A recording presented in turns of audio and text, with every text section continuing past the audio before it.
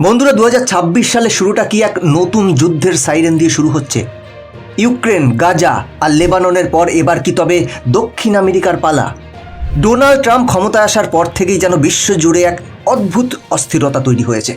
একদিকে তিনি দাবি করেন যে তিনি যুদ্ধ থামানোর জন্য এসেছেন, অথচ অন্যদিকে ভেনেজুয়েলার প্রেসিডেন্ট নিকোলাস মাদুরোর সরকারকে অফিসিয়ালি একটি বিদেশি সন্ত্রাসবাদী সংগঠন হিসেবে ঘোষণা করে দিয়েছে। ক্যারিবিয়ান সাগরে ভেনেজুয়েলার তেলবাহী জাহাজের উপর মার্কিন অবরোধ, মিসাইল হামলা আর সাগরে ভাসমান বিশাল বিশাল যুদ্ধজাহাজ, সব মিলিয়ে পরিস্থিতি এখন বারুদের স্তূপের উপর দাঁড়িয়ে আছে। কিন্তু হঠাৎ কেন ট্রাম্পের এই রণংদেহী মূর্তি? আমেরিকা কি সত্যি সত্যি ভেনেজুয়েলার গণতন্ত্র ফেরাতে চায়, নাকি এর পেছনে লুকিয়ে আছে অন্য কোনো অন্ধকার গল্প? বন্ধুরা, আজকের ভিডিওতে আপনি জানতে পারবেন কেন হঠাৎ ট্রাম্প ভেনেজুয়েলার উপর এতটা চটে গেলেন এবং মাদুরোর মাথার দাম $50 মিলিয়ন ঘোষণা করলেন। আমেরিকা কি আবারও সেই পুরনো ইরাক প্লেবুক ব্যবহার করছে, যেখানে মিথ্যে অজুহাতে একটি দেশ দখল করা হয়েছিল? এই সম্ভাব্য যুদ্ধের আড়ালে কি সত্যি গণতন্ত্র রক্ষা করার তাগিদ আছে, নাকি এর আসল লক্ষ্য ভেনেজুয়েলার অফুরন্ত তেলের ভাণ্ডার? আমেরিকার এই আগ্রাসন কি শেষ পর্যন্ত চীনকে শায়েস্তা করার কোনো নতুন চাল? বন্ধুরা, সমস্ত বিষয়টা জানতে পারবেন এই ভিডিও থেকে। ডিটেলে আলোচনা করব আজ, তাই সাথে থাকুন।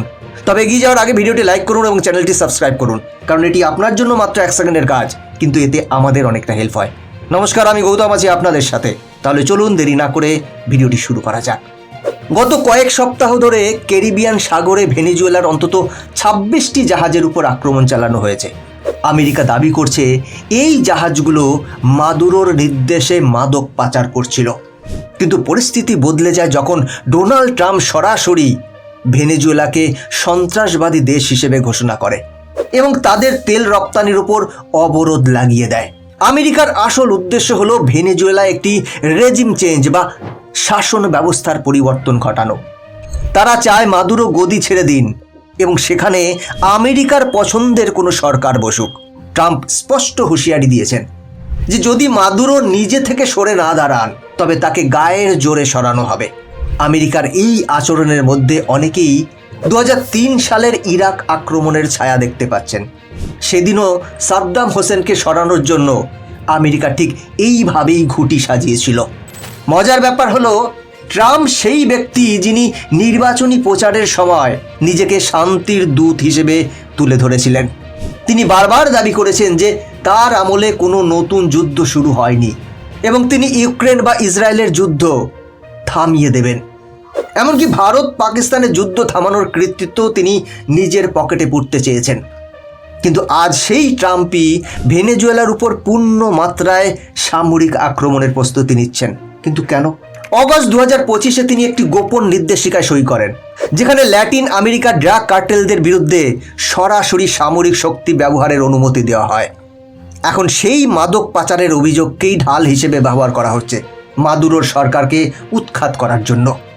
ট্রাম্প বলছেন ভেনেজুয়েলা আমেরিকার থেকে চুরি করা তেল আর সম্পত্তি ফিরিয়ে না দেওয়া পর্যন্ত এই চাপ বজায় থাকবে।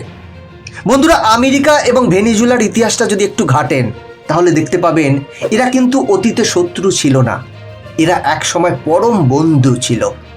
1958 সালের পর থেকে ভেনেজুয়েলা ছিল ল্যাটিন আমেরিকায় ওয়াশিংটনের সবচেয়ে বিশ্বস্ত পার্টনার। আমেরিকার অত্যাধুনিক F-16 ফাইটার জেট থেকে শুরু করে সামরিক প্রশিক্ষণ সবই ভেনেজুয়েলা অনায়াসেই পেত। কিন্তু 1999 সালে হুগো চাভেজ ক্ষমতায় আসার পর দৃশ্যপট পুরোপুরি বদলে যায়। চাভেজ আমেরিকার দখলদারি মানতে অস্বীকার করেন এবং ভেনেজুয়েলার তেল সম্পদকে জাতীয়করণ বা ন্যাশনালাইজ করে দেন। তিনি ল্যাটিন আমেরিকায় আমেরিকার আধিপত্যের বিরুদ্ধে এক দীর্ঘ লড়াই শুরু করেন। আমেরিকা যখন 2002 সালে চাভেজের বিরুদ্ধে একটি সামরিক অভ্যুত্থান বা কু করার চেষ্টা করে, তখন থেকেই এই দুই দেশের সম্পর্কে ফাটল ধরে, যা আজ এক ভয়াবহ রূপ নিয়েছে। চাভেজের পর মাদুরো ক্ষমতায় এলে পরিস্থিতি আরও জটিল হয়, যার সুযোগ নিয়ে আমেরিকা এখন চূড়ান্ত আঘাত হানার অপেক্ষায়। এবার আসা যাক আমেরিকার আসল অজুহাত বা জাস্টিফিকেশনের বিষয়ে। আমেরিকা মূলত 3টি কারণ দেখাচ্ছে। প্রথমত, নার্কো টেরোরিজম। ট্রাম্প সরকারের দাবি মাদুরো নিজে কোকেন স্মাগলিংয়ে যুক্ত, যদিও আমেরিকার আসল সমস্যা এখন ফেন্টালিন ড্রাগ। যার সাথে ভেনেজুয়েলার কোনো যোগ নেই। দ্বিতীয়ত, জাতীয় নিরাপত্তা। ভেনেজুয়েলার অপরাধী গোষ্ঠীগুলিকে আল কায়েদার সমান তকমা দেওয়া হয়েছে, যাতে তাদের উপর হামলা চালাতে কোনো আন্তর্জাতিক আইনের তোয়াক্কা করতে না হয়। আর তৃতীয়ত, গণতন্ত্র রক্ষা। মাদুরো একজন ডিক্টেটর বা স্বৈরাচারী, এতে কোনো সন্দেহ নেই। তিনি 2024-এর নির্বাচনে কারচুপি করেছেন, এটাও সত্যি। কিন্তু প্রশ্ন হলো, আমেরিকা কি শুধু ভেনেজুয়েলাতেই গণতন্ত্র ফেরাতে আগ্রহী?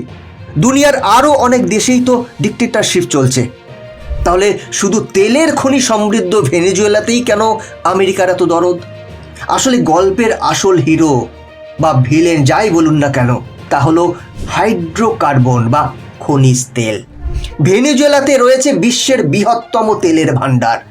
আমেরিকা চায় এই তেলের নিয়ন্ত্রণ তাদের হাতে ফিরে আসুক। ট্রাম্প বলছেন ভেনেজুয়েলার তেল ক্ষেত্রগুলো আমেরিকার প্রযুক্তিতে তৈরি হয়েছিল, তাই সেগুলো ফিরিয়ে নেওয়া তাদের অধিকার। কিন্তু এর গভীরে রয়েছে চীনের সাথে আমেরিকার ক্ষমতার লড়াই। আজ ভেনেজুয়েলার 80% তেল চীন কেনে। যদি আমেরিকা ভেনেজুয়েলাকে নিয়ন্ত্রণে নিতে পারে, তবে তারা চীনকে এনার্জি সাপ্লাইয়ের দিক থেকে বড় ধাক্কা দিতে পারবে। ইরাকের সাদ্দাম হোসেনের কাছে যেমন গণবিধ্বংসী অস্ত্র আছে বলে প্রচার চালানো হয়েছিল, আজ মাদুরোর বিরুদ্ধেও ঠিক তেমনই মাদক পাচার আর সন্ত্রাসবাদের স্ক্রিপ্ট তৈরি করা হচ্ছে। আমেরিকা ভালো করেই জানে যে সরাসরি যুদ্ধ করা এখন আর আগের মতো সহজ নয়। কিন্তু ট্রাম্পের সামনে অনেক ঘরোয়া সমস্যাও রয়েছে।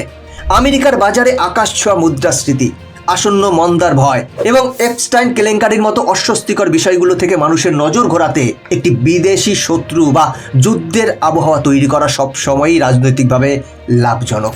সেটাই করছে এখন আমেরিকা।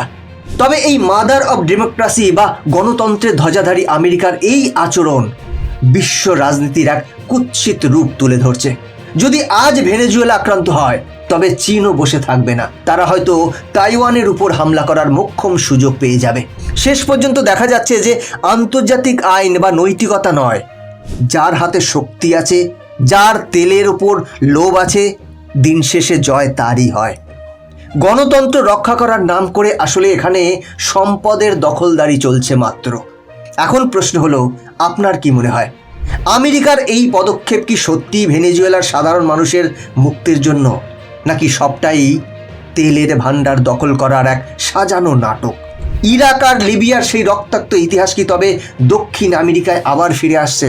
বন্ধুরা, আপনাদের মূল্যবান মতামত অবশ্যই কমেন্ট করে জানান, কারণ আপনার একটি মন্তব্য এই আলোচনাকে আরও গভীরে নিয়ে যেতে পারে। ভূ রাজনীতির এই জটিল রহস্যগুলো এবং পর্দার ওপরের আসল সত্য সহজভাবে বুঝতে আমাদের চ্যানেলটি এখনই সাবস্ক্রাইব করে আমাদের পাশে থাকুন। বন্ধুরা, আজকের ভিডিও এখানেই শেষ করছি।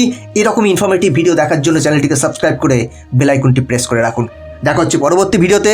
ভালো থাকবেন, সাথে থাকবেন।